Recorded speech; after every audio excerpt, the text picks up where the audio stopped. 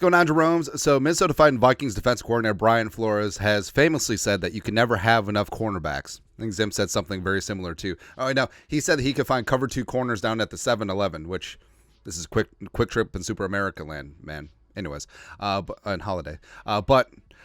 Brian Flores definitely looking to add some cornerback depth in this draft class, especially day 3, and the Vikings did that in the 4th round at number 108 overall. Khyree Jackson coming in from Oregon, also formerly of Alabama. Roll Tide. He is the guy at 108. Now, when we were talking about our day 3 draft crushes, I purposely left Khyree Jackson, even though he was a top 30 visit for the Vikings, as well as TJ Tampa off the list, just because, I don't know, like, I just didn't see it syncing up, but I was wrong. It happens, man. And Khyree Jackson does bring some press man savantness to the table, long, lengthy corner, some prime physicality, but so we'll talk about it. So, yes, Brian Flores right now is just like, that's right. And Khyree Jackson is going to be 25 years old before he plays it down in the NFL. Now, yes, age is sort of odd because of the COVID years put in there, but Khyree Jackson had a journey to get here. So he did not play football in 2017, signed with Arizona Western College, left school before the season, had some family issues. He had to stay close to home. 2018 did not play football. Was at Fort Scott Community College, which I think is in Kansas. 2020, East Mississippi Community College. Yes, last chance you. There you go. 2021, 2020 didn't even play because of the Rona. 2021, transferred to Alabama. Here we go. Roll Tide. So played as a reserve. He did start the 2021 national title game and played pretty damn well. 2022, played 9 games, 1 start, suspended in November for undisclosed reasons, entered the transfer portal. Now, scout the player, not the helmet, certainly, but in general, like if you drafted a defensive back from Alabama, Nick Saban, he's a defensive guy at heart, specifically a defensive backs guy at heart. So he's gotten some hard coaching, he's gotten some good coaching when it comes to Nick Saban in that regard. Then in 2023, I feel like a kid committing to a college. 2023, transferred to Oregon for his super senior season. Played extremely well for the Ducks. He had an 80.5 PFF grade, 3 interceptions, 7 passes broken up, 2 sacks allowed. 2 sacks made because he's not an offensive lineman. 41.6 quarterback rating when thrown at, which is good. Pretty damn good. Also allowed only a touchdown in coverage in 2023.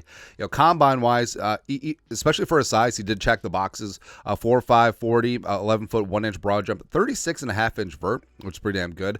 Scouting report from Lance Zierlein, NFL.com. NFL comp, Brandon Faison.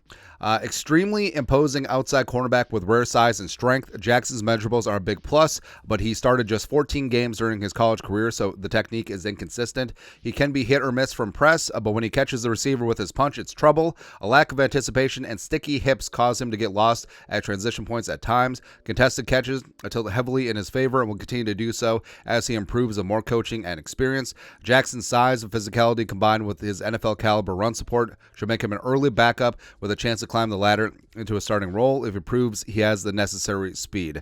And Jackson, like I said, has uncanny size, uncanny strength, 6'4", a $194. He's extremely physical at the line of scrimmage. As Zierlein said, he will mix it up in run support.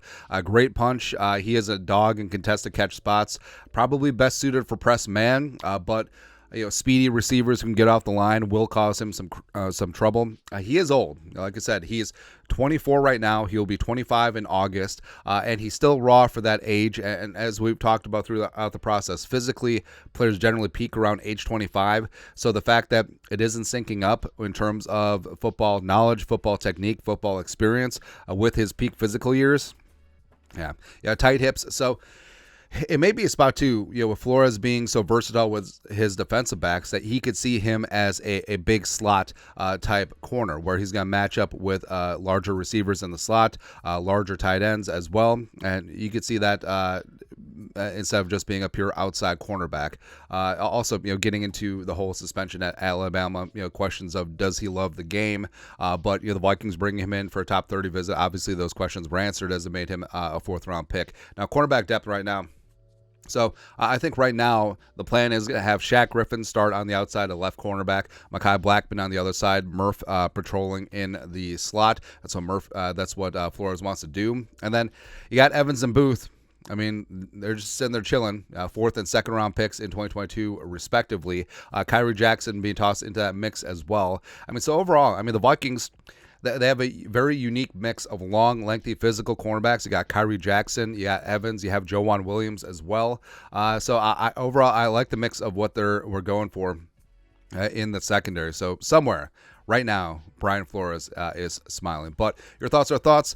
Vikings draft Oregon cornerback Khyree Jackson in the 4th round, number 108 overall. Let us know your thoughts and our thoughts in the comment section below. Subscribe for daily Vikings takes. Want to support the work? Put a little something in the Venmo. But until next time, Skull, Production Value.